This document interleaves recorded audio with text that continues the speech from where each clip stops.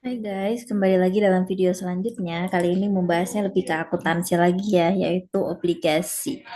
Yuk kita cari tahu lebih mengenai obligasi, tapi jangan lupa nanti untuk like, komen, dan subscribe ya teman-teman. Kalau nanti ada penjelasan dari video yang teman-teman kurang mengerti, silahkan untuk komen di bawah ya teman-teman. Oke, obligasi itu merupakan utang jangka panjang yang akan dibayarkan kembali pada saat jatuh tempo ya teman-teman. Jadi berbeda dengan hutang jangka pendek yang bisa lunas dalam waktu yang singkat, kalau obligasi ini dikasih jangka waktu ya teman-teman, dan jangka waktunya juga lumayan lama sesuai dengan perjanjian dengan pihak yang meminjamkan ya teman-teman. Jadi kita mengenal ada tiga jenis obligasi, yaitu obligasi dari pemerintah, yaitu yang digunakan untuk kemajuan negara kita. Lalu ada juga municipal bond, yaitu yang untuk pembangunan suatu daerah tertentu, ya makanya kita dikasih pinjaman, teman-teman. Dan ada juga yang disebut obligasi perusahaan. Kalau perusahaan ini terkait dengan penawaran hutang yang terjadi dalam suatu perusahaan. Ini adalah penjelasan lebih panjang ya mengenai obligasi pemerintah.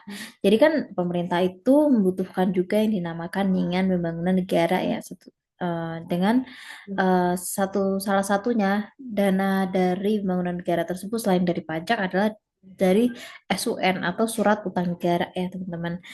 Ini terkenal dengan government bond, yaitu obligasi yang diadakan oleh negara untuk menambah kemampuan pembangunan negaranya ya teman-teman.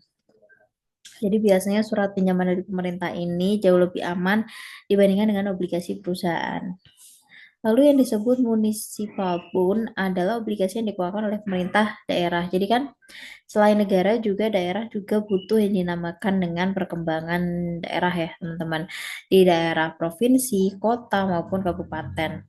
Dengan pembangunan daerah ini kan membutuhkan suatu modal ya teman-teman. Jadi modal tersebut diperoleh dari bond, yaitu jadi peminjam itu untuk pembangunan sebuah negara ya teman-teman.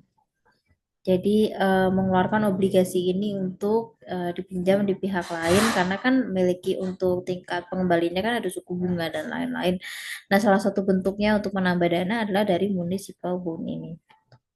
Kalau obligasi perusahaan adalah surat utang jangka panjang ya yang dikeluarkan oleh perusahaan swasta. Jadi kenapa yang tadi lebih aman ya teman-teman? Kalau yang negara dan daerah lebih aman daripada swasta karena swasta itu memiliki kupon atau tenggat waktu yang sesuai disepakati di dalam perusahaan tersebut. Jadi aturannya itu tidak diaturkan dengan jelas ya, seperti untuk negara dan daerah yang biasanya diatur dalam peraturan daerah maupun dalam undang-undang. Jadi kita juga mengenal yang dinamakan dengan nilai-nilai di dalam obligasi. Nilai maturity obligasi adalah nilai jatuh tempo yang dijanjikan ya ketika obligasi tersebut jatuh tempo. Jadi biasanya sudah ditentukan oleh perusahaan ya teman-teman akan jatuh tempo kapan dengan nilai berapa gitu ya teman-teman. Karena kan nilai yang dipinjam pada awal aplikasi itu akan berbeda, akan bertambah pada jumlah akhir yang harus dibayarkan oleh pihak lain tersebut karena memang ada suku bunga dan lain-lainnya. Kalau nilai pasar obligasi, kita mengetahui bahwa nilai pasar itu adalah nilai sekarang ya, nilai sekarang yang berlaku di masyarakat. Nilai yang dimaksud di sini adalah harga ya teman-teman. Jadi berapa sih harga yang ada di dalam masyarakat pada saat ini gitu ya. Jadi obligasi itu dijual di harga berapa? Misalnya 12.000 pada saat ini. Nah itu disebut juga dengan harga pasar atau nilai pasar ya teman-teman. Dan ada juga yang disebut dengan nilai intrinsic obligasi, ini terkait dengan perkiraan ya, teman-teman, perkiraan berapa nilai sebenarnya dari suatu obligasi. Karena kita perlu juga mengukur ya, ada perhitungan sendiri teman-teman, tapi di dalam video ini karena video ini singkat, maka akan disampaikan hanya teori saja ya teman-teman. Kalau di suatu obligasi itu kita ada nilai perkiraannya dan kita harus menentukan berapa sih nilai yang sebenarnya. Nah, nilai sebenarnya itu tercatat dalam nilai intrinsik obligasi.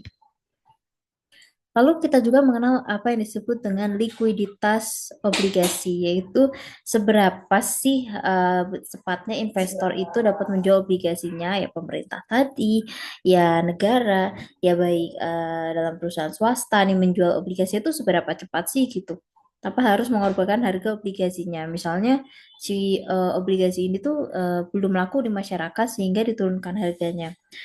Nah, ini tidak dalam termasuk definisi likuiditas ya. Kalau likuiditas itu kan jadi di harganya sekarang tapi obligasinya itu eh, laku-laku aja tuh di masyarakat. Maksudnya tidak harus menurunkan nilai permintaan gitu ya dari penawaran terendah ya gitu ya. Tidak perlu menerima itu. Dan di sini juga penerbit obligasi akan memiliki pilihan untuk menagih ya obligasi yang dipinjam oleh pihak lain itu sewaktu-waktu. Ini disebut juga dengan hak ditarik. Keuntungan hak tarik ini apa sih misalnya ya tiba-tiba di perusahaan tersebut itu lagi butuh dana gitu ya teman-teman. Jadi saya lanjutkan ya teman-teman. Jadi di perusahaan tersebut tuh sedang membutuhkan dana dan sedang berpikir bagaimana caranya aliran yang telah dipinjamkan tersebut bisa kembali. Nah, itu bisa menggunakan hak tarik ya atau penagihan tiba-tiba. Dan obligasi ini bisa ditukar dengan nilai obligasi atau nilai kupon yang lebih rendah ya teman-teman dan menunjukkan perusahaan tersebut dalam keadaan baik ya karena banyaknya arus kas yang tersedia ketika tiba-tiba ada hak tarik kan jadi orang yang minjam hutang itu wajib membayar jadi tiba-tiba ada aliran kas yang lebih gitu ya yang tersedia di dalam perusahaan tersebut dan menyediakan juga penarikan dana tersebut dengan gratis ya kalau dari pihak yang menyediakan obligasi. Lalu durasi obligasi adalah kesepakatan ya teman-teman yang ditetapkan oleh pihak tertentu baik negara, baik daerah, baik juga dengan perusahaan. Jadi memang ini memang ada yang disebut dengan jatuh tempo ya. Jadi berapa sih nilai jatuh temponya itu ditentukan dengan nilai rupiah yang akan ada pada saat itu. Misalnya 5 tahun kemudian itu mungkin nggak ada inflasi. Jadi inflasi itu tetap diperhitungkan di dalam sebuah obligasi.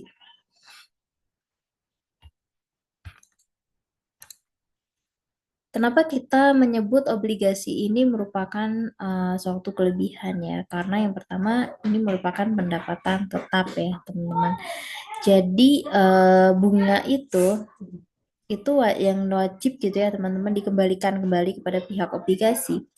Hal tersebut kan tentunya akan selalu ada namanya bunga gitu ya dan itu menguntungkan juga untuk pihak-pihak yang menyediakan obligasi. Dan obligasi ini tampaknya masih menarik ya di masyarakat gitu teman-teman. Jadi lebih dipilih dan obligasi ini memiliki hak klaim pertama di mana obligasi ini memiliki resiko yang lebih kecil ya dibandingkan dengan ketika kita membeli sebuah saham. Jadi ketika tiba-tiba perusahaan yang kalian percaya untuk membeli obligasi itu mengalami kerugian dan bangkrut, obligasi itu masih lebih menguntungkan daripada kita membeli saham. Dan keuntungan yang lainnya adalah obligasi ini masih bisa dikonversi bisa jadi saham ya teman-teman. Jadi dengan berbagai jenis obligasi yang masih bisa diganti ke saham. Tapi kita memiliki resiko-resiko juga ketika kita membeli sebuah obligasi ya. Jadi ada ketidakmampuan emiten ya atau pihak yang meminjam untuk melunasi hutangnya dalam waktu yang ditetapkan. Jadi resiko ini termasuk gagal bayar ya. Kalau gagal bayar kan artinya kita sudah meminjamkan dan dana tersebut juga tidak balik itu bisa merugikan. Dan kerugian lainnya adalah emiten ini memiliki suku bunga yang menurun ya. Jadi sebenarnya harga obligasi ini naik gitu ya, tapi um, si yang pihak yang dipinjamkan ini tidak bisa gitu ya bekerja sama dengan kenaikan harga di obligasi ini karena obligasi ini kan harganya masih yang termasuk berubah-ubah ya teman-teman. Dan ada juga adanya resiko nilai tukar mata uang. Nah, sekarang kalau misalnya kita bicara nilai tukar mata uang, biasanya ada juga yang harga nilai tukar Indonesia itu jauh dari negara-negara lainnya. Nah, itu juga merugikan adanya obligasi di dalam sebuah perusahaan. Untuk penjelasan singkat mengenai obligasi cukup di video sekian. Nanti akan diadakan video lagi mungkin yang akan lebih membahas mengenai kasus dan obligasi yang lebih jauh. Sebelum video diakhiri, jangan lupa untuk like, komen, dan subscribe di bawah ya. Terima kasih teman-teman. Bye-bye.